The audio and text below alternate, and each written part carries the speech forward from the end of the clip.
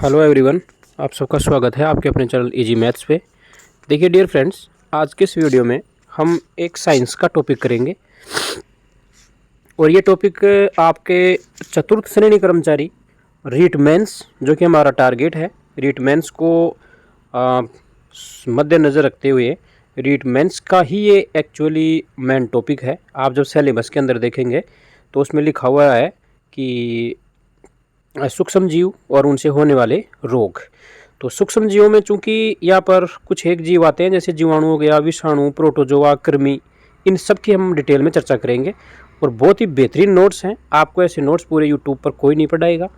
ये हालांकि कोई अतिशयोक्ति वाली बात नहीं है। नोट्स बहुत ही अच्छे हैं आपके एग्ज़ाम के पॉइंट ऑफ व्यू से।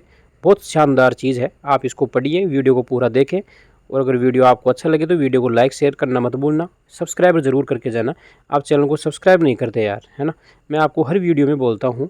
कभी कभार तो मुझे ऐसा लगता है कि यार हमें बोलना नहीं चाहिए, लेकिन करूँ क्या मैं यार, हैं। जबकि आपके लिए मैं देखो, मेरे पास कोई भी इतना संसाधन नहीं है। स्कूल में मैं खुद ड्यूटी करता हूँ। अभी स्कूल में आपको पता है, गवर्नमेंट स्कूल में जाते हैं और फिर आते हैं तो इतना ही टाइम बचता है यार, तो इतना टाइम भी नहीं निकाल पाता। फिर भी मैं ये चाहता हूँ कि थर्ड ग्रेड मेंस में जो प्रॉब्लम्स मैंने फेस की हैं वो प्रॉब्लम्स आपको फेस नहीं करनी पड़े। इस प्रकार से मैं आपको चीज़ों को बहुत ही एक अच्छी स्ट्रेटजी के साथ कंप्लीट करवाऊँ। हालांकि देखो, मेरे वीडियो के अंदर मैटर बहुत शानदार मिलेगा, बस एक क्वालिटी की कमी है क्योंकि मेरे पास संसाधन नहीं है। तो थोड़ा आप सपोर्ट करें। आपके सपोर्ट के और प्यार की वजह से मैं संसाधन भी एक दिन कंप्लीट संसाधन भी मेरे पास आ जाएंगे, लेकिन आपका प्यार और सपोर्ट इसमें ज़रूरी है, ठीक है। तो अपन बायोलॉजी पढ़ेंगे। हम पहले बायोलॉजी कंप्लीट करेंगे, उसके बाद हम फिजिक्स और केमिस्ट्री पे भी बात करेंगे। जितने भी टॉपिक आपके आए हुए हैं उन पे हम सब पे बात करेंगे फ्रेंड्स।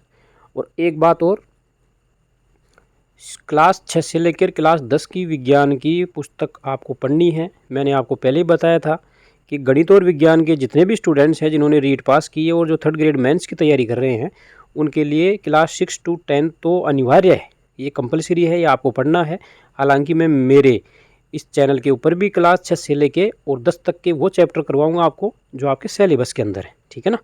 तो आप चैनल पे कंटिन्यू बने रहें, घबराए नहीं बिल्कुल भी। अभी हमारे पास में काफ़ी पर्याप्त समय है, हम आराम से चीज़ों को कवर कर लेंगे। कोई भारी भरकम सिलेबस है नहीं यहाँ पर। तो चलिए हम स्टार्ट करते हैं फ्रेंड्स। सबसे पहले पढ़ेंगे अपन जीवाणु के बारे में, और बैक्टीरिया क्या है और विषाणु वायरस क्या है, इनके बारे में देखते हैं। तो इनके बीच में तुलनात्मक अध्ययन यहाँ पे हम देखेंगे फ्रेंड्स। तुलनात्मक अध्ययन करेंगे, दोनों में क्या डिफरेंसेस हैं, क्या इसमें सिमिलरिटीज़ हैं, वो देखेंगे। तो देखो, बैक्टीरिया होता है ना फ्रेंड्स, ये एक कोशिकीय जीव होता है। आपको पता है जीवों को लगभग 2 श्रेणियों में बांटा गया कोशिकाओं की संख्या के आधार पर। ऐसे जीव जिनमें सिर्फ एक ही कोशिका होती है, जैसे माइकोप्लाज्मा है, हाइड्रा है, ठीक है, ये आपके कोशिकीय जीव, अमीबा है, और ये जीवित जीव होते हैं बैक्टीरिया। जबकि जो वायरस होते हैं ना फ्रेंड्स, ये कोशिकीय जीव नहीं होते, गैर कोशिकीय होते हैं। ये सजीव और निर्जीव के बीच की कड़ी होती है, ठीक है। लिविंग होस्ट में जीवित अन्यथा निर्जीव। कोई भी जब सजीव होता है ना फ्रेंड्स, उसके शरीर में जब प्रवेश कर जाता है तो ये सजीव बन जाता है, जबकि ये बाहर वायुमंडल में रहता है ना तो ये निर्जीव ही रहता है। इसका मतलब ये है। कोशिकीय संरचना नहीं होती, केवल आनुवांशिक सामग्री होती है, प्रोटीन होता है इसके अंदर और बाकी कुछ ज़्यादा नहीं होता है। इधर हम बात करें तो देखो, ये जो बैक्टीरिया होता है ना फ्रेंड्स, जीवाणु, ये प्रोकैरियोटिक होता है। प्रोकैरियोटिक किन्हें कहते हैं, मतलब ऐसी कोशिकाएं जिनमें उपस्थित केंद्रक के चारों ओर झिल्ली नहीं पाई जाती, उनको हम प्रोकैरियोटिक कोशिकाएं कहते हैं। इसलिए ये जीवाणु होते हैं ना, ये प्रोकैरियोटिक जीव होते हैं। जब मैं कोशिका वाला चैप्टर आपको करवाऊंगा, आपके सिलेबस में कोशिका वाला चैप्टर भी दे रखा है, उसको हम डिटेल में पढ़ेंगे बहुत अच्छे से। 9th क्लास में कोशिका का पार्ट है, उसको भी हम देखेंगे और अपनी तरफ से मैं आपको शॉर्ट नोट्स के माध्यम से भी कोशिका का चैप्टर क्लियर करवाऊंगा। तब हम और देखेंगे कोशिका क्या है। तो प्रोकैरियोटिक जीव होता है ना। जीवाणु कैसा जीव होता है भाई, प्रोकैरियोटिक जीव होता है। नाभिक केंद्रक का अभाव होता है, कोशिका झिल्ली नहीं पाई जाती। मैंने बताया आपको कि इसमें कोशिका झिल्ली नहीं पाई जाती। और डीएनए जो होता है ना फ्रेंड्स, इन जीवाणु में वो वर्ताकार होता है। विषाणु के बारे में बात करें तो लिविंग और नॉन लिविंग के बीच की कड़ी, मैंने आपको पहले ही बता दिया था। इस सजीव और निर्जीव के बीच की कड़ी को क्या कहते हैं, विषाणु कहते हैं। देखो, वायरस में क्या होता है भाई, डीएनए भी पाया जाता है और आरएनए भी पाया जाता है। कोई भी एक आनुवांशिक पदार्थ दोनों में से एक पाया जाता है, ठीक है ना, दोनों नहीं पाए जाते, दोनों में से कोई एक पाया जाएगा। बैक्टीरिया जीवाणु में प्रजनन कैसे होता है, तो यौन और लैंगिक अलैंगिक दोनों प्रजनन यहाँ पर पाए जाते हैं। हम पढ़ेंगे, आपके चैप्टर दिया हुआ है सिलेबस में जनन वाला, वो हम जब जनन वाला चैप्टर पढ़ेंगे तब उसको विस्तार से देखेंगे, जनन क्या होता है, कितने प्रकार से हो सकता है।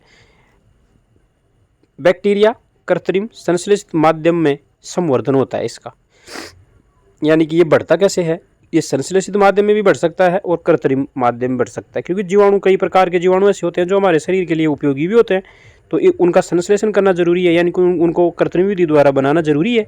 तो उनको हम इस जीवाणु को कृत्रिम विधि द्वारा भी इनमें वृद्धि की जा सकती है, ठीक है ना।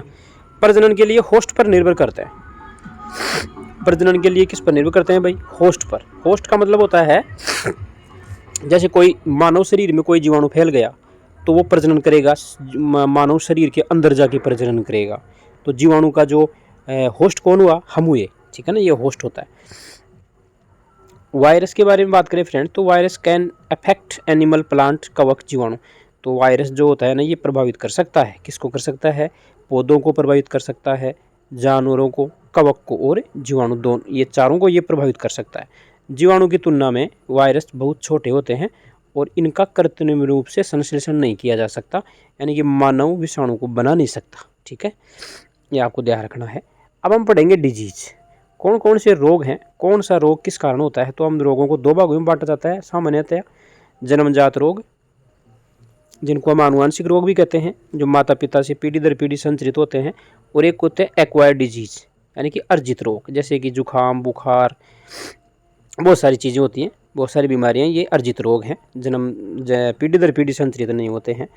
आनुवंशिक रोगों में मेनली आते हैं वर्णांधता, वर्णांधता आपकी आंखों से संबंधित रोग है, और नीले और हरे में अंतर नहीं कर पाता है, लाल और हरे में अंतर नहीं कर पाता है आदमी, उसमें वर्णांधता का रोग होता है। हीमोफीलिया, ये भी एक आनुवंशिक रोग है। जबकि जो अर्जित रोग होते हैं ना फ्रेंड्स, इनको दो भागों में बांटा जाता है, एक तो संक्रामक रोग, एक रोगी से दूसरे रोगी में फैलते हैं, जैसे कि छूने से फैल सकता है, वायु से फैल सकता है, जल से फैल सकता है, लैंगिक संपर्क से भी फैल सकता है, ठीक है, एक प्रकार से सेक्सुअल डिजीज में आते हैं। असंक्रामक रोग क्या होते हैं, असंक्रामक जो फैलते नहीं हैं एक दूसरे से, जैसे प्रोटीन, विटामिन, हार्मोन आदि की कमी से रोग होते हैं, कई क्वाशियोरखोर और भी रोग होते हैं आपके, प्रोटीन की कमी से क्वाशियोरखोर होता है, मेरिस्मस होता है, क्वाशियोरखोर कार्बोहाइड्रेट की कमी से होता है, जबकि प्रोटीन की कमी से मेरिस्मस होता है।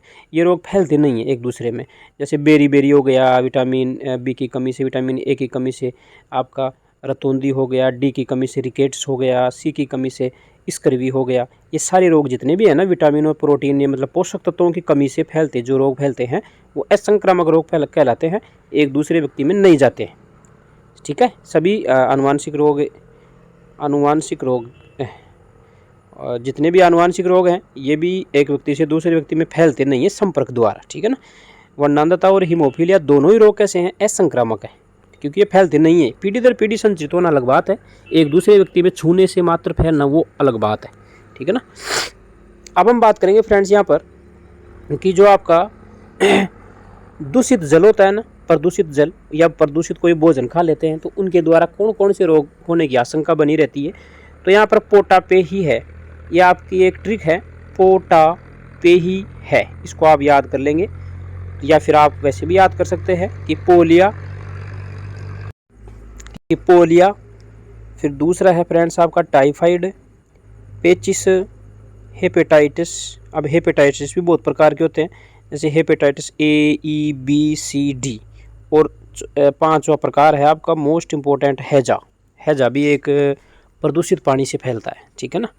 और हेपेटाइटिस जो होता है ना फ्रेंड्स, वो हेपेटाइटिस ए और ई ये दोनों तो भोजन के द्वारा फैलते हैं, जबकि जो हेपेटाइटिस बी, सी और डी है, ये सेक्सुअल कॉन्टैक्ट से फैलते हैं। सेक्सुअल कॉन्टैक्ट आप सब जानते हैं, लैंगिक संपर्क के द्वारा। अन्य रोग कौन से हैं जो पानी से फैल सकते हैं, दूषित पानी से, वो है आपका दस्त, जिसको डायरिया भी कहते हैं, पीलिया हो गया, अमीबाइसिस हो गया, ठीक है ना। एंटी अमीबा हिस्टोलिटिका द्वारा ये फैलता है अमीबाइसिस रोग, ठीक है। आगे हम बात करेंगे इनके बारे में विस्तार से। तो अब हम देखेंगे जूं द्वारा भी कोई रोग फैलते हैं क्या, तो बिल्कुल जूं द्वारा दो रोग फैलते हैं, एक तो ट्रेंच फीवर और एक रिलेप्सिंग फीवर, ये जूं द्वारा फैलने वाले रोग हैं। पिस्सू आते हैं, जैसे कुत्ते के आते हैं पिस्सू, तो इसके द्वारा टाइफिस और प्लेग, काली मौत, ये 2 रोग फैलते हैं।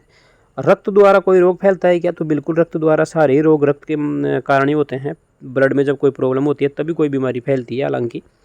तो देखो, रक्त के द्वारा एड्स हो सकता है, हेपेटाइटिस बी, सी और डी हो सकता है, सिफिलिस हो सकता है, मलेरिया हो सकती है। लैंगिक संपर्क के द्वारा, है ना, लैंगिक संपर्क के द्वारा कौन कौन से रोग हो सकते हैं? तो विनेरियल रोग, एड्स हो सकता है, हेपेटाइटिस बी, सी, डी और सिफिलिस, गोनेरिया और ल्यूकेरिया। ये सारे रोग जो है फ्रेंड्स, ये आपके किससे फैलते हैं भाई? ये आपके लैंगिक संपर्क से फैलते हैं। ठीक है। नेक्स्ट यहाँ पर एक ट्रिक दे रखी है, आपको ध्यान में रखना है। गोलू सेक्सुअल कॉन्टैक्ट सेफ तरीके से नहीं करने पर ads, hepatitis B, C, D होते हैं, है ना। ये आप एक ट्रिक है छोटी सी, याद कर लेना इनको। मच्छर द्वारा रोग फैलने वाले रोगों के बारे में बात करेंगे अब। तो देखो फ्रेंड्स, मच्छर द्वारा कौन से रोग फैल सकते हैं भाई? मच्छर भी 2 प्रकार के आते हैं, एक तो नर और एक मादा। नर, जो नर मच्छर होता है ना, ये भोजन पौधों से, जो नर मच्छर होता है ये ज़्यादातर भोजन पर और पौधों के जो फूल होते हैं ना वहाँ पर रहते हैं, जबकि मादा मच्छर होते हैं ये पौधों से मानव रक्त। देखो, भोजन से पौधों में आते हैं, ठीक है, भोजन से पौधों से, पौधे फूलों से भोजन में आते हैं, जबकि मादा जो मच्छर होते हैं ये लगभग पौधों से मानव रक्त के तक पहुँचते हैं। ठीक है, ये आपको थोड़ा सा इधर ऐसे बता रखा है मैंने। एनाफिलीज मच्छर ये मलेरिया का उत्तरदायी मच्छर है। एनाफिलीज मच्छर जब काटता है तो मलेरिया होता है। क्यूलेक्स मच्छर, तो क्यूलेक्स मच्छर भी एक कैटेगरी है मच्छर की, गंदे पानी में रहता है ये। इनसे जापानी इंसेफ्लाइटिस होता है। हाथी पाँव, जिसको फाइलेरिया भी बोलते हैं, हाथी पाँव का मतलब पैर फूल कर मोटे हो जाते हैं इसके अंदर, ठीक है ना। एडीज मच्छर, ये मच्छर की वैरायटी है भाई, एडीज मच्छर के काटने से आप सबको पता है डेंगू एक सामान्य बीमारी है। वर्षा जल का जब संग्रहण हो जाता है ना, वर्षा का जल जब कहीं पे गड्ढों नालों में भरा रहता है काफ़ी दिन तक, वहाँ पर एडीज मच्छर उत्पन्न होते हैं और ये क्रम से dengue, chikungunya, West Nile fever, yellow fever, Zika fever, ये आदि रोग फैलाते हैं। ठीक है। मक्खी, घरेलू मक्खी आती है, आपको पता है, तो घरेलू मक्खी भी बहुत सारे रोगों को जन्म देती है। जैसे यहाँ पर बात करें निद्रा रोग, है ना, निद्रा रोग, और यह आपका टीसी फ्लाई, सैंड फ्लाई, बालू मक्खी द्वारा होता है। कालाजार, ब्लैक फीवर बोलते हैं जिसको। डियर फ्लाई, ये फैलाती है कौन सा रोग? ये मक्खियों के प्रकार हैं, ऊपर तो मक्खियों के प्रकार हैं, tsetse fly, sand fly, deer fly, house fly, black fly, ये मक्खियों के नाम हैं और इनसे फैलने वाले रोग नीचे दे रखे हैं। जैसे कि घर में घरेलू मक्खी होती है ना, उससे पेचिस, हैजा, टाइफाइड होता है। ब्लैक फ्लाई से क्या होता है? रिवर ब्लाइंडनेस होता है। ठीक है, ये आपको ध्यान रखना है। छूने से कौन से रोग हो सकते हैं? तो हम पढ़ेंगे अब छूने से फैलने वाले रोग। देखो, छूने से छोटी माता, जिसको चिकन पॉक्स कहते हैं, बड़ी माता, इसको स्मॉल पॉक्स कहते हैं, ये आपको ध्यान रखना है। कई बार क्या होता है, छोटी माता को आप स्मॉल पॉक्स मान लेते हैं, जबकि स्मॉल पॉक्स बड़ी माता को कहते हैं, चेचक को कहते हैं। कुष्ठ रोग फैल सकता है। लिप्रोसी दुनिया से समाप्त हो चुका है, हालांकि लिप्रोसी रोग अब होता नहीं है ये, क्योंकि ये लिप्रोसी रोग होता है ना, ये कोड बोल सकते हैं इसको आप, जब शरीर पर खाज खुजली, चिपचिपा पदार्थ आने लगता है ना, तो वो लिप्रोसी होता है। ट्रिक अगर आप याद करना चाहो तो कोई यहाँ पर आपके लिए ज़बरदस्ती नहीं है, आप जैसा आपको अच्छा लगे। छू दिया तो मेरे माता तेरा लेप बना देगी। ठीक है, छू दिया तो मेरी माता, अब माता से छोटी माता और बड़ी माता हो जाएगा, लेप से हो जाएगा लिप्रोसी, और छू से हो जाएगा छोटी माता। छूने से, है ना, छू से मतलब छूने से छोटी माता, बड़ी माता और लिप्रोसी रोग होते हैं, ये आपको ध्यान रखना है। नेक्स्ट यहाँ पर पढ़ेंगे, एक तो होता है फ्रेंड्स रोग जनक, रोग को जन्म देता है, और एक होता है रोग वाहक, लेकर जाने वाला। देखो इनमें क्या अंतर होता है रोग जनक में और रोग वाहक में। तो सूक्ष्म जीव जो रोग पैदा करते हैं ये रोग कारक कहलाते हैं, रोग जनक या रोग कारक कहलाते हैं, जबकि वे सूक्ष्म जीव जो रोग जनकों को एक व्यक्ति से दूसरे व्यक्ति में लेकर जाते हैं वो रोग वाहक वेक्टर कहलाते हैं। जैसे मच्छर, मक्खी, कटमल, ये रोगों को लेकर जाते हैं और किसी जानवर पे बैठते हैं, किसी मनुष्य पे बैठते हैं, तो उनमें ये रोग को क्या कर देते हैं, संचरित कर देते हैं। और रोगजनक या रोग कारक कौन कौन से होते हैं, जैसे जीवाणु, विषाणु, कवक, प्रोटोजोआ। देखो रोग जिससे फैलता है ना, वो तो रोगजनक या रोग कारक है, और जो रोगजनक को, रोग कारक को लेकर जाता है एक स्थान से दूसरे स्थान तक, वो रोगवाहक होता है। अब हम पढ़ेंगे विस्तार से वायरस से होने वाले रोग। यहाँ से प्रश्न बनने की पूरी संभावना रहती है हमेशा हर एग्जाम के अंदर। तो वायरस से कौन कौन से रोग होते हैं भाई? देखो वायरस से होता है आपका खसरा, yellow fever, chicken pox, chikungunya, mumps जिसको गलसुआ भी बोलते हैं, डेंगू, स्मॉल पॉक्स, बड़ी माता या चिकन पॉक्स, इसको चेचक बोल सकते हैं, हेपेटाइटिस के अलावा इन्फ्लुएंजा, पोलियो, रेबीज और एड्स। इसके अलावा भी बात करें तो swine flu, bird flu, eye flu, Ebola, जिका, जुखाम, जापानी मस्तिष्कोप, सबको एक साथ कोविड हो गया, ये ट्रिक है, ठीक है। ये इतने रोग होते हैं वायरस से। अब इन मोस्ट जो रोग होते हैं उनके हम डिटेल में अगर चर्चा करें फ्रेंड्स, तो देखो सबसे पहली है चिकनगुनिया। चिकनगुनिया अल्फा वायरस से फैलता है। और डेंगू क्या होता है, हड्डी तोड़ बुखार कहते हैं इसको। ये फ्लेवी वायरस या जिसको आर्बो वायरस भी कहते हैं, उसके द्वारा अपने को डेंगू होता है, ठीक है। येलो फीवर भी फ्लेवी वायरस के द्वारा ही होता है, आपको ये भी ध्यान रखना है। जिका फीवर क्या होता है, देखो ये जिका फीवर फ्लेवी वायरस के द्वारा होता है, गर्भवती महिलाओं के अंदर ज़्यादा होता है। और ये होता क्या है ये रोग, ये होता है भ्रूण में माइक्रोसिफेली का मतलब होता है मस्तिष्क का छोटा आकार। कई बार आपने ऐसे बच्चे देखे होंगे जो जन्म लेने के बाद में उनका मस्तिष्क का आकार बहुत छोटा सा हो जाता है, जबकि बॉडी का आकार बढ़ जाता है। तो ये आपका जिका फीवर है एक प्रकार की। गर्भवती महिलाओं के पेट में बच्चा होता है ना, उस टाइम ये हो जाता है, और ये सेक्सुअल कॉन्टैक्ट से भी फैलता है, ठीक है ना। कई बार माता या पिता में कोई ऐसी बीमारी होती है तो उसकी वजह से फैल जाता है। चारों रोग मैंने आपको ऊपर बताए, और उनमें एक समानता देखने को मिलती है। क्या कि ये चारों के चारों जो रोग होते हैं ना, इनका जो वाहक होता है ना, वो मादा एडिज मच्छर होता है। और ये मादा एडिज मच्छर दिन में काटता है, साफ पानी में रहता है ये मादा एडिज मच्छर, ठीक है, ये आपको ध्यान में रखना है। नेक्स्ट हम बात करेंगे पोलियो के बारे में। पोलियो का जो रोग वाहक होता है ना, जो रोगजनक को लेकर जाता है, वो है एंटेरियो वायरस, इसको आरएनए वायरस भी कहते हैं। और रेबीज फैलता है रेबडो वायरस से। पोलियो के अंदर कौन सा अंग प्रभावित होता है, तो मेरुरज्जु, यानी कि नर्व सिस्टम खराब हो जाता है पोलियो में। रेबीज में मस्तिष्क प्रभावित होता है। पोलियो का वाहक कौन है, दूषित जल से फैलता है। और रेबीज का वाहक कौन है, बंदर, बिल्ली, सुअर, चमगादड़, कुत्ते के काटने से रेबीज होता है। कुत्ते के मुंह में रेबडो वायरस पाया जाता है। उपचार क्या है भाई इनका, तो देखो पोलियो का उपचार तो आपको पता है, आईपीवी इंजेक्ट पोलियो वैक्सीन, और या ओपीवी ओरल पोलियो वैक्सीन। या फिर रेबीज का जो उपचार है वो क्या है, एआरवी टीका है एक प्रकार के।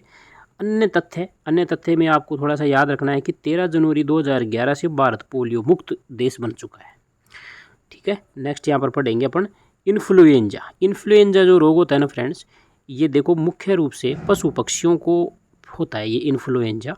और मुख्य रूप से जो अंग प्रभावित होता है ना, जो मुख्य रूप से प्रभावित, देखो फैलता तो है पशु पक्षियों में, प्रभावित होता है मनुष्य, ठीक है।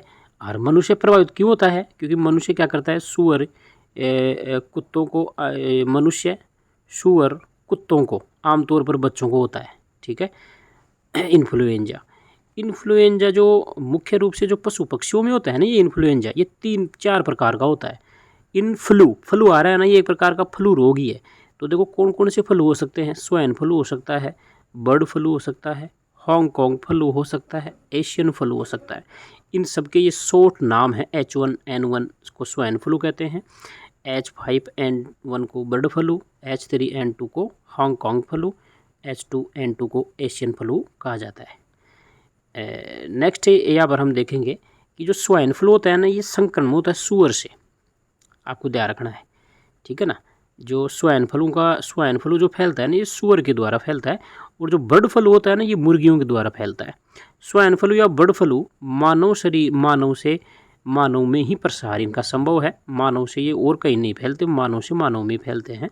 प्रभावित अंग होता है इसमें आँख और श्वसन तंत्र दोनों अंग प्रभावित हो जाते हैं जब फ्लू हो जाता है। तो chicken pox and small pox.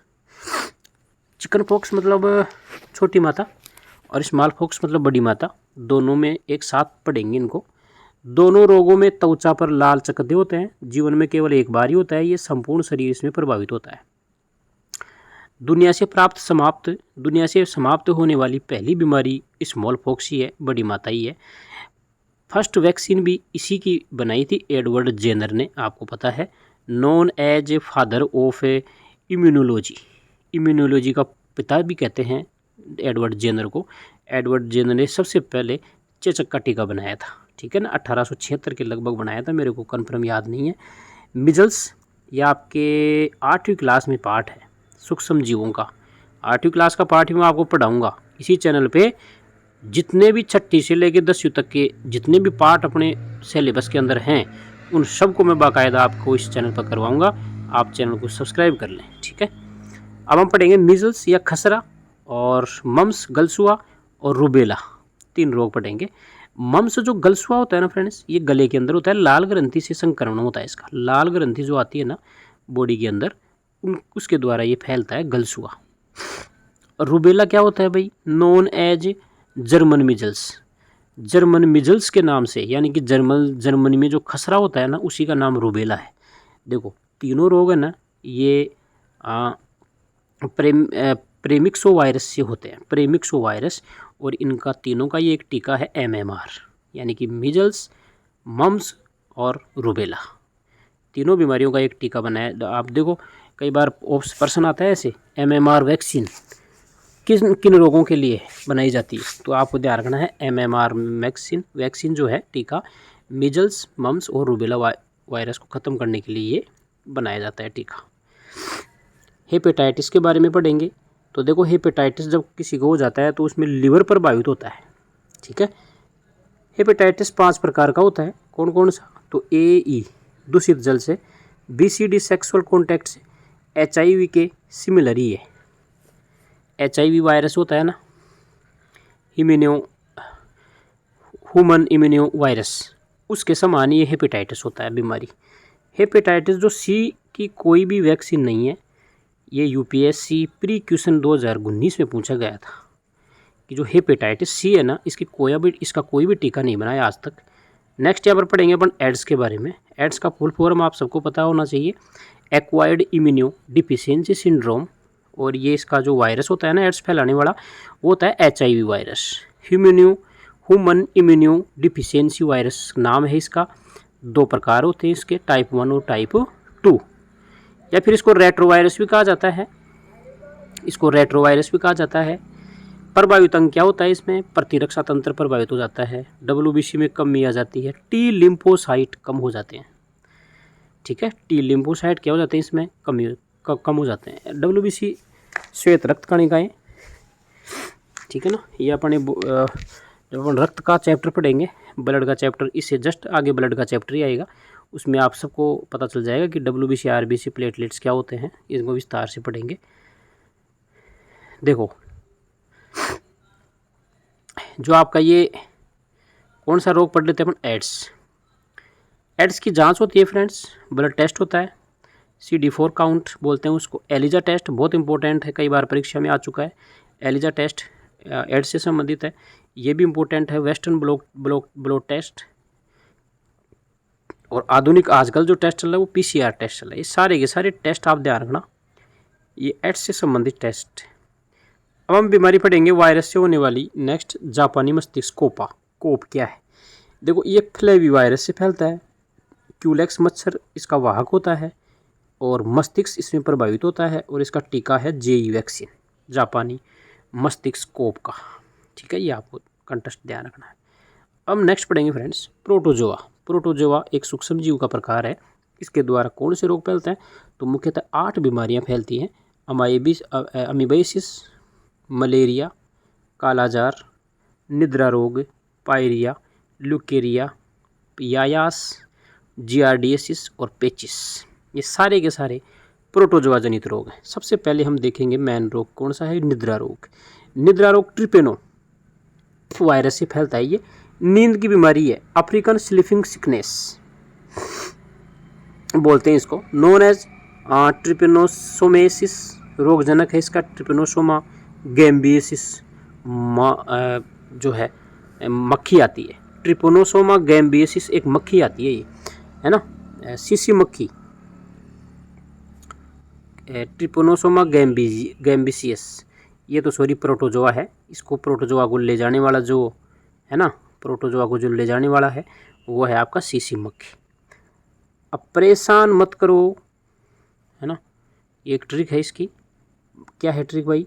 परेशान मत करो, सीसी नींद की ट्रिप लेते हैं।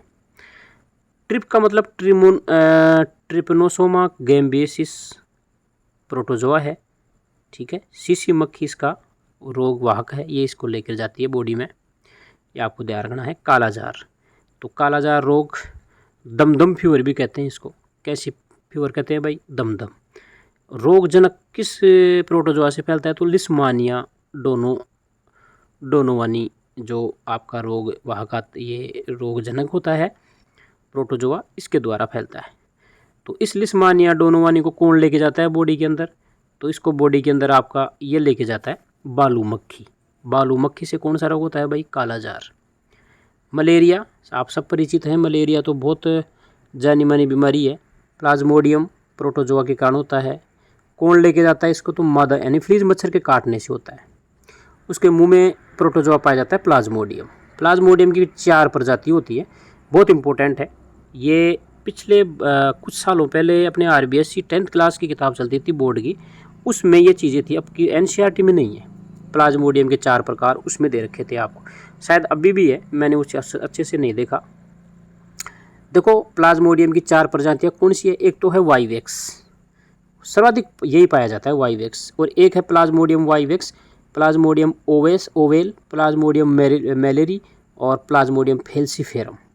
प्लाज्मोडियम जो फेल्सीफेरम होता है ना, ये सर्वाधिक घातक होता है फ्रेंड्स, सर्वाधिक घातक, सबसे ज़्यादा खतरनाक जो प्रोटोजोआ होता है ना, ये आपका फेल्सीफेरम ही होता है, ठीक है। और मलेरिया भी इसी के कारण फैलता है, फेल्सीफेरम द्वारा ही। देखो भाई आगे देखते हैं अपन कि रक्त की नली में मलेरिया के रोगाणु जाते हैं, RBC पर हमला करते हैं और RBC को नष्ट कर देते हैं। लिवर प्रभावित होता है सबसे ज़्यादा। प्लाज्मोडियम की संक्रमण अवस्था स्पोरोजोइट है। प्लाज्मोडियम की जो संक्रमण अवस्था है ना, ये इसको कहते हैं स्पोरोजोइट।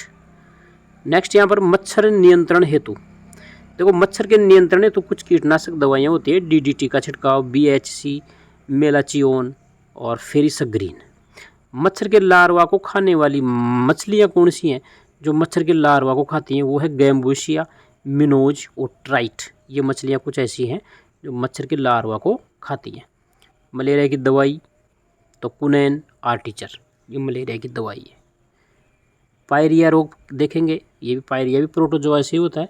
तो पायरिया भी आपको पता है ये दांतों से संबंधित रोग होता है, मसोड़ों में खून आने लगता है, ठीक है, ये पायरिया रोग होता है। अब हम पढ़ेंगे फ्रेंड्स जीवाणु जनित रोग।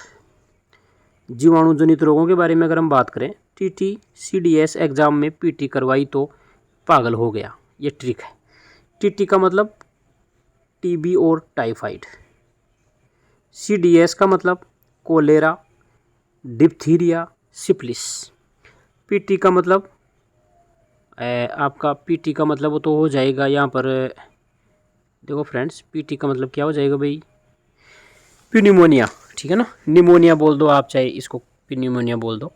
और P का मतलब पर्टूसिस भी होता है, काली खांसी, और T का मतलब टिटनेस, पागल में बहुत सारे शब्द आ रहे हैं, लेकिन आपको P का मतलब ध्यान रखना है प्लेग, A का मतलब एंथ्रेक्स, और G का मतलब गोनेरिया, और L का मतलब ध्यान रखना है लिप्रोसी। इतने रोग आपके किससे होते हैं भाई? जीवाणु से होते हैं। सबसे पहले हम TB के बारे में देखेंगे, सबसे ज़्यादा प्रश्न यहीं से बनते हैं। तो TB के बारे में क्या क्या जानकारी आपको पढ़नी है वो देखिए आप। एक तो TB का जो रोगजनक होता है ना फ्रेंड्स, वो होता है माइकोबैक्टीरियम ट्यूबरकुलोसिस जीवाणु। माइकोबैक्टीरियम ट्यूबरकुलोसिस कौन सा अंग प्रभावित होता है? तो फेफड़े, मुख्य रूप से अस्थि, मस्तिष्क और गर्भाशय, ये भी प्रभावित होते हैं थोड़े थोड़े, बाकी सबसे ज़्यादा फेफड़ा प्रभावित होता है इससे। कौन कौन सी जांचें होती हैं इसकी? तो इसकी 3 जांचें होती हैं। एक तो चेस्ट का एक्सरे करवा लो, मोन्टेक्स परीक्षण होता है, एक होता है NAAT nucleic acid amplification test, एक इसका उपचार होता है डोट्स के माध्यम से, ठीक है ना। इसके उपचार को क्या कहते हैं? डोट्स का मतलब direct observation, treatment, short term. कई बार एग्जाम में फुल फॉर्म पूछी गई है, ध्यान रखना डॉट्स की, ठीक है। इसके बाद में बचाव, बचाव के अंदर क्या करेंगे, तो देखो इसका बचाव संभव कैसे है भाई। टीबी का बचाव बीसीजी का टीका लगा लो या तो आप, ठीक है ना, या तो आप बीसीजी का टीका लगा सकते हैं, MDR TB, XDR TB, TDR करवा सकते हैं। ये सारे इनके उपचार के स्रोत हैं, एमडीआर, एक्सडीआर और टीडीआर। नेक्स्ट देखेंगे फ्रेंड्स, यहाँ पर रोग, इधर प्रभावित अंग है, इधर तो रोग है, किस रोग से कौन सा अंग प्रभावित होता है, कौन सा रोग किसके कारण फैलता है, और अन्य तथ्य, ये कुछ बातें हैं यहाँ पे बात करेंगे। देखो टाइफाइड, जिसको आंतों की जबर कहते हैं, मियादी बुखार कहते हैं, छोटी आंत प्रभावित होती है आंत, और साल्मोनेला टाइफी के द्वारा ये रोग फैलता है। अन्य चीज़ें क्या इंपॉर्टेंट है, तो वाइडल टेस्ट होता है इसका परीक्षण के लिए, दूषित जल से ये फैलता है, टीएबी वैक्सीन, टाइफाइड और पैराथीफॉइड एबी, ये इसके कुछ टीके हैं।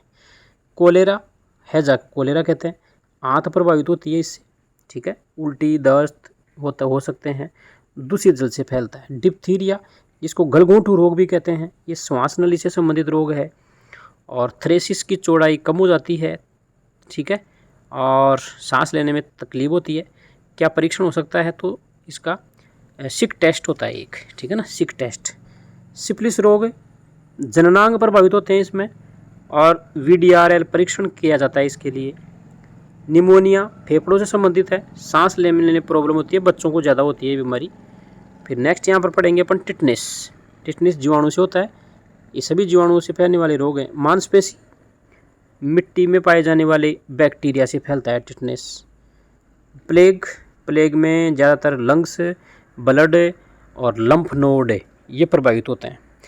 प्लेग होता है चूहों के काटने से, नोन एज काली मौत, प्लेग को काली मौत के नाम से भी जाना जाता है। फिर नेक्स्ट रोग है एंथ्रेक्स, और उसके बाद में है गोनेरिया, इसमें गोनेरिया भी एक जननांग से संबंधित रोग है, एसटीडी इसका टेस्ट होता है एक।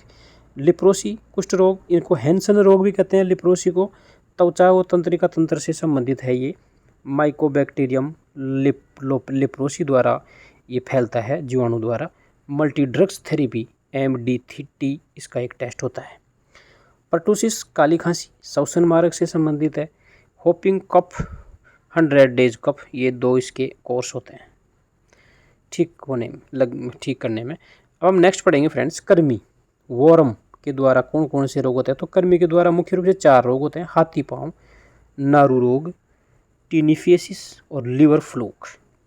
देखो हाथी पांव क्या होता है, इसको फाइलेरियासिस भी कहते हैं, रोगजनक होता है वो वाउचेरिया ब्रेनक्रोफ्टाई। रोगवाहक होता है मादा क्यूलेक्स मच्छर से फैलता है, मैदानों में ये मच्छर पाया जाता है, नियंत्रण मुश्किल होता है इस पर, ठीक है। लसिका वाहिनी को अवरुद्ध करता है, जिससे शरीर में तरल भर जाता है, पाँवों में सूजन आ जाता है। नारू रोग क्या होता है भाई, तो नारू रोग देखो इसका जनक जो है वो है ड्रैकनकुलोसिस, और इस ड्रैकनकुलोसिस का रोगवाहक है गिनी कृमि। ट्रिक भी दे रखी है छोटी सी, जो नर डाकू होते हैं उन्हें गन से उड़ा दो, यानी कि नर का मतलब नारू रोग, ठीक है, और डाकू का मतलब ड्रैकनकुलोसिस, और गन का मतलब गिनी कृमि रोगवाहक है इसका, ठीक है, आपको ध्यान रखना है। अब हम पढ़ेंगे फ्रेंड्स फंगस, कवक के द्वारा कौन कौन से रोग होते हैं, तो देखो कवकों के द्वारा दाद हो सकता है, खाज खुजली, athlete foot, गंजापन, joke, इटेक known as दोबी, आईटेक बोलते हैं इसको, ठीक है। ये कुछ रोग हैं कवकों के द्वारा फैलने वाले रोग हैं। यहाँ से सिर्फ ये देखो, जो किसी रोग के बारे में अगर डिटेल से पूछेगा ना कोई प्रश्न, तो वो मैंने आपको बता दिया। अब देखो यहाँ पर कवक के बारे में सिर्फ रोगों के नाम ही ध्यान रखना है आपको, क्योंकि परीक्षा में इस टॉपिक से सिर्फ इतना ही नाम पूछा जाएगा कि निम्न में से कवक जनित रोग कौन सा है। अब हम पढ़ेंगे आनुवांशिक रोग। आनुवांशिक रोग जेनेटिक डिजीज, ये गुणसूत्रों की संख्या में परिवर्तन के कारण होते हैं या फिर उत्परिवर्तन के कारण होते हैं, ठीक है। कौन कौन से रोग होते हैं आनुवांशिक, जो पीढ़ी दर पीढ़ी संचरित होते हैं, देखो एक तो Turner syndrome, Klinefelter syndrome, Patau syndrome, down syndrome और एडवर्ड सिंड्रोम। बहुत इंपॉर्टेंट है, पांचों के पांचों सिंड्रोम ही सिंड्रोम है, 5 प्रकार के सिंड्रोम होते हैं। और इन सिंड्रोमों के तुलनात्मक अध्ययन हमें करना है। सारणी बहुत इंपॉर्टेंट है, आप इसका स्क्रीनशॉट ले सकते हैं या इसको 2 से 3 बार वीडियो को देख सकते हैं, क्लियर हो जाएगा आपका। देखो टर्नर सिंड्रोम होता है ना फ्रेंड्स, ये 45वें गुणसूत्र में फेरबदल के कारण होता है, जबकि क्लाइनफेल्टर सिंड्रोम 47वें गुणसूत्र में फेरबदल के कारण होता है, और पटाउ सिंड्रोम भी 47वें गुणसूत्र के कारण होता है, और डाउन सिंड्रोम भी 47वें गुणसूत्र के कारण। और हालांकि मानव शरीर में 46 गुणसूत्र पाए जाते हैं, लेकिन किसी के अगर टर्नर सिंड्रोम है ना, तो उसकी कोशिका में ओनली 45 गुणसूत्र ही पाए जाते हैं, एक गुणसूत्र की वहाँ पर कमी होती है। जबकि Klinefelter syndrome, Patau syndrome, down syndrome और एडवर्ड सिंड्रोम में एक गुणसूत्र बढ़ जाता है। 47 गुणसूत्र होने के कारण ये रोग होते हैं, सिंड्रोम होते हैं। देखो टर्नर सिंड्रोम ओनली महिलाओं में होता है, बहुत इंपॉर्टेंट है, याद रखना है। जबकि क्लाइनफेल्टर सिंड्रोम महिला सिर्फ पुरुषों में होता है, पटाउ सिंड्रोम दोनों में होता है, मेल और फीमेल, और डाउन सिंड्रोम भी दोनों में होता है, और ये एडवर्ड सिंड्रोम भी दोनों के अंदर ही होता है। गुणसूत्रों की स्थिति है ये। अब देखो इसमें 45 गुणसूत्र कैसे होंगे वो आपको ध्यान रखना है। देखो 44 गुणसूत्र तो होते हैं, जबकि 45वां गुणसूत्र XO होता है। X गुणसूत्र की यहाँ पर कमी होती है, हालांकि डबल X होना चाहिए था, लेकिन X की जगह क्या आ रहा है, O आ रहा है, 0 है, मतलब O क्या है, तो मतलब एक गुणसूत्र की कमी हो गई, 46 में से 45 रह गई, तो टर्नर सिंड्रोम हो जाएगा। और अगर एक एक्स्ट्रा X गुणसूत्र आ जाएगा तो वो हो जाएगा क्लाइनफेल्टर सिंड्रोम। और ट्रिसोमी 9 में ऑफ थर्ड और 13वें गुणसूत्र के अंदर जब कोई प्रॉब्लम होती है ना, 13वें जोड़ी गुणसूत्र में, तब ये आपका पटाउ सिंड्रोम होता है। और 21वें जोड़ी में जब कोई प्रॉब्लम होती है तो डाउन सिंड्रोम होता है। 18वें गुणसूत्र में जब कोई प्रॉब्लम होती है तो एडवर्ड सिंड्रोम होता है। लक्षण क्या है टर्नर सिंड्रोम के, ये महिला में होता है तो स्तनों का कम विकास होता है, मासिक चक्र अनुपस्थित, अनियमित होते हैं। क्लाइनफेल्टर जबकि ये आपका मेल में होता है, नर में स्तनों का ज़्यादा विकास हो जाता है। कई नर ऐसे आपने देखे होंगे पुरुष जिनके स्तनों में ज़्यादा भारीपन रहता है। और down syndrome most common syndrome है, ये सबसे ज़्यादा होता है down syndrome. Mongolism height, mongolism का मतलब छोटी छोटी आँखें हो सकती हैं, इसमें हाइट कम हो सकती है, आँखें और गर्दन छोटी, बिग फोर हेड, ललाट बड़ा हो जाता है, ठीक है। नेक्स्ट एक यहाँ पर आपको ट्रिक भी दी है, नर क्लाइंट पटाने में डाउन होते हैं एडी के बावजूद, ठीक है ना, ये आपको ध्यान रखना है। नेक्स्ट यहाँ पर बात करेंगे फ्रेंड्स, उत्परिवर्तन के कारण कौन से रोग होते हैं। तो देखो उत्परिवर्तन के कारण थैलीसीमिया रोग होता है। थैलीसीमिया क्या होता है, तो देखो इसमें आरबीसी की कमी हो जाती है, क्योंकि हीमोग्लोबिन की बी चैन नहीं बनती, जिससे हीमोग्लोबिन भी नहीं बनता।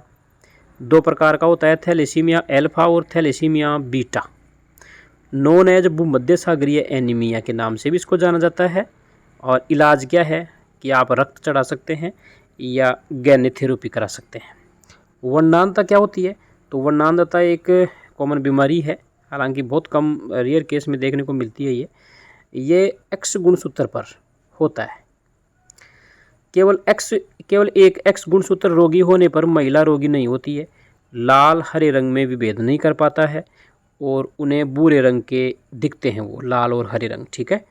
नर या मादा दोनों में हो सकता है, ये ध्यान रखना वर्णांधता का। कलर ब्लाइंडनेस, बट पुरुषों में ये ज़्यादा होता है। नेक्स्ट यहाँ पर आपका उत्परिवर्तन के कारण होने वाला रोग है सिकल सेल एनीमिया। एनीमिया का जहाँ पर भी नाम आएगा आरबीसी से संबंधित होता है। आरबीसी सिकल शेप भी बोलते हैं इसको।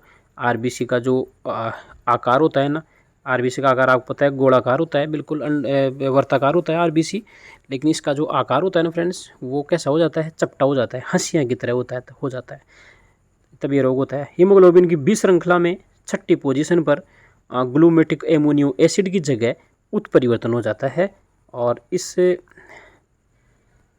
इससे रोगी को मलेरिया नहीं होता है।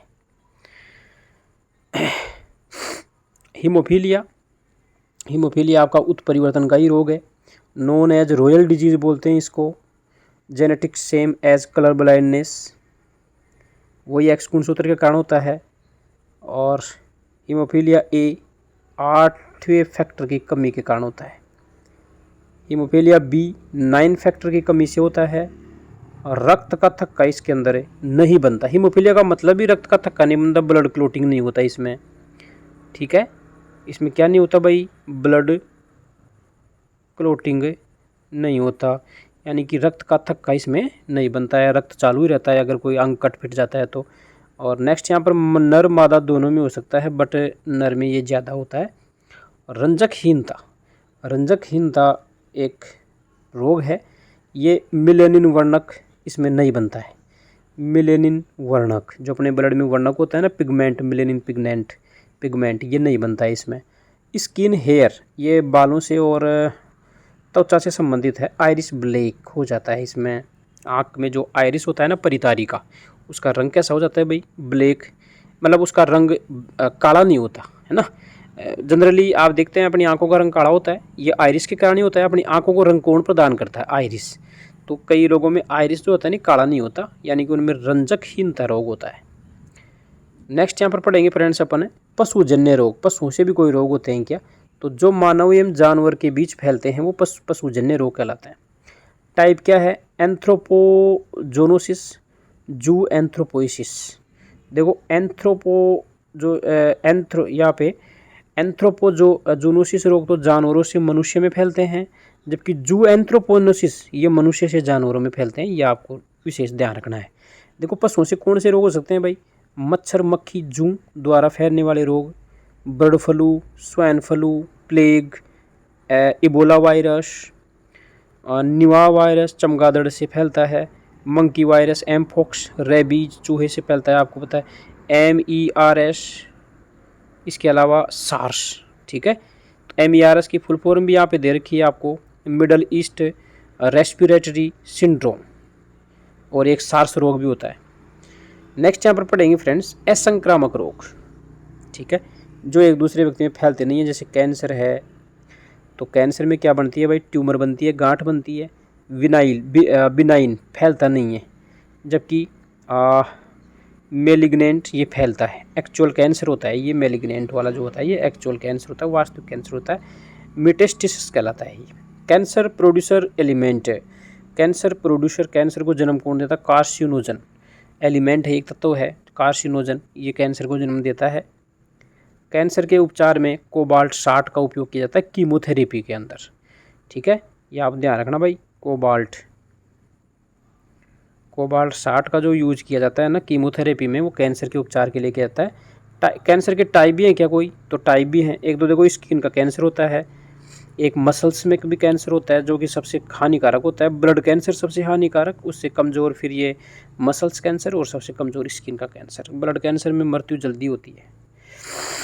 नेक्स्ट रोग है फ्रेंड्स यहाँ पर अल्जाइमर। बुढ़ापे में ब्रेन के न्यूरॉन नष्ट हो जाते हैं, यादाश्त में कमी आ जाती है, इसको अल्जाइमर रोग कहते हैं। पार्किंसन से बुढ़ापे में ब्रेन के न्यूरॉन नष्ट हो जाते हैं, गति से संबंधित समस्या हो जाती है, चलना, कांपना आदि बीमारियां हो जाती हैं पार्किंसन में रोग। फैटी लीवर का मतलब ज़्यादा अल्कोहल से लीवर में वसा जम जाती है, इसके बाद लीवर क्षतिग्रस्त हो जाता है, जिसे कि सिरोसिस रोग भी कहते हैं। ये सिरोसिस जो रोग है ना फ्रेंड्स, ये लीवर से संबंधित होता है। एलर्जी भी एक प्रकार का बहुचर्चित रोग है सॉरी। तो देखो एलर्जी में आपको क्या पढ़ना है भाई, प्रतिरक्षा तंत्र एक तो प्रभावित होता है, समस्या आती है उसमें, प्रतिरक्षा तंत्र कुछ चीज़ों को लेकर हाइपर सेंसिटिव हो जाता है आदमी। कई आदमी ज़्यादा हाइपर सेंसिटिव रहते हैं ना, उनको हवा से एलर्जी हो जाती है, ठंड से एलर्जी हो जाती है, धूल से एलर्जी होती है, ठीक है ना, और ये एलर्जिन कहलाते हैं, धूल ठंड आदि से होता है ये। प्रदूषण से होने वाले रोग कौन से हैं भाई, तो प्रदूषण से देखो कैडमियम की अधिकता, तत्व हैं ये, ठीक है ना, ये तत्वों से होने वाले रोग हैं। जैसे कैडमियम जब ज़्यादा पाया जाता है तो वो इटाई रोग होता है। पारे की अधिकता से मिनीमाता रोग होता है। कॉपर की अधिकता से विल्सन रोग। नाइट्रेट की कमी से ब्लू बेबी सिंड्रोम मोस्ट है, याद कर लेना इसको, ब्लू बेबी सिंड्रोम नाइट्रेट की कमी से होता है। लेड की अधिकता से, सॉरी कमी से नहीं होते हैं सारे रोग, अधिकता से होते हैं, ठीक है। प्लम्बिज्म लेड की शीशे की कमी से ज़्यादा से होता है, शीशे की अधिकता से। आर्सेनिक की मात्रा जब ज़्यादा होती है बॉडी में तो ब्लैक फुट डिजीज होती है। प्रमुख टीके, यहाँ से प्रश्न आने की संभावना रहती है, प्रमुख टीकों के बारे में बात करेंगे। सबसे पहला टीका है आपका डीपीटी। डीपीटी का मतलब डिप्थीरिया परटूसिस टिटनेस। बचपन में 6, 10, 14 वीक के बाद ट्रिपल एंटाजन, ये बचपन में टीके लगाए जाते हैं 6 वर्ष पर, एक 10 वर्ष पर, एक 14 वर्ष पर। पहला टीका 6 सप्ताह के बाद, दूसरा 10 सप्ताह के बाद, तीसरा 14 सप्ताह के बाद में लगाया जाता है डीपीटी का टीका। आपको सिर्फ इतना ध्यान रखना है, ये ट्रिपल एंटीजन टीका होता है। आपको सिर्फ इतना ध्यान रखना है फ्रेंड्स कि ये डीपीटी का टीका डिप्थीरिया परटूसिस टिटनेस के कारण लगाया जाता है। पंचसंयोजी टीका, ये पेंटावैलेंट वैक्सीन है, 5 रोगों से लड़ता है ये टीका। कौन से 5 रोग? हाई डीपीटी, डीपीटी है यहाँ पर, एच का मतलब हेपेटाइटिस बी, इन्फ्लुएंजा। देखो डीपीटी तो हो गया आपका डिप्थीरिया परटूसिस टिटनेस, और 2 रोग कौन से हो गए? हेपेटाइटिस बी और इन्फ्लुएंजा। ऐसे कुल मिला के 5 प्रकार के रोगों से लड़ने के लिए ये पंचसंयोजी टीका। मिस्र इंद्रधनुष, मिशन इंद्रधनुष, ये मिशन इंद्रधनुष चलाया गया था प्रोग्राम। इसका उद्देश्य क्या था? तो इसका उद्देश्य था फ्रेंड 2 साल के बच्चे, सभी गर्भवती महिलाओं दोनों 7 रोगों के प्रति ये टीका लगाता था। जिसके अंदर कौन कौन से 7 रोग होते थे? टीबी, पोलियो, मिसल्स और डीपीटी। डीपीटी का मतलब आपको पता है डिप्थीरिया परटूसिस टिटनेस। इसमें बाद में 5 नई बीमारियों को और शामिल किया गया। कौन कौन सी? तो रोटावायरस, जेई, रूबेला, निमोनिया और मेनिंजाइटिस, मस्तिष्क से संबंधित रोग है मेनिंजाइटिस। इन रोगों को भी मिशन इंद्रधनुष में कौन कौन से रोग शामिल हैं? तो आप को ध्यान में रखना है भाई, ये 7 तो ये ऊपर वाले और 5 नीचे वाले। अन्य टीके भी हैं क्या कोई? तो अन्य टीके भी हैं। अन्य टीके आपके जैसे एमएमआर हो गया वैक्सीन, एमएमआर वैक्सीन मिजलस, मम्स और रूबेला वायरस के कारण लगाया जाता है। तीनों रोग कारकों के लिए, मिजलस रोग होता है, मम्स होता है, गल्स हुआ, रूबेला, इन तीनों को रोगों को ख़त्म करने के लिए एमएमआर टीका। बीसीजी का टीका टीबी के लिए लगाया जाता है, और जिनेवेक और लिजियो वैक्सीन ये लगाए जाते हैं, 2 टीके ये भी। मैंने आपको सूक्ष्म जीव और सभी सूक्ष्म जीवों से फैलने वाले रोगों के बारे में जानकारी दी है फ्रेंड्स। अगर आपको जानकारी अच्छी लगे तो आप चैनल को ज़रूर सब्सक्राइब करके जाना, ये आपसे रिक्वेस्ट रहेगी। नेक्स्ट वीडियो के अंदर हम ब्लड और ब्लड ग्रुप के बारे में चर्चा करेंगे। आप सबको पता है ब्लड और ब्लड ग्रुप आपके रीड 3rd ग्रेड मेंस में ही नहीं वरन ये तो सभी एग्ज़ाम्स के अंदर पूछे जाने वाला टॉपिक रहेगा आपका। तो ठीक है, चूँकि अब वीडियो भी लंबा बन चुका है अपना, तो नेक्स्ट वीडियो के अंदर चर्चा करेंगे अपन। थैंक यू वीडियो देखने के लिए आपको।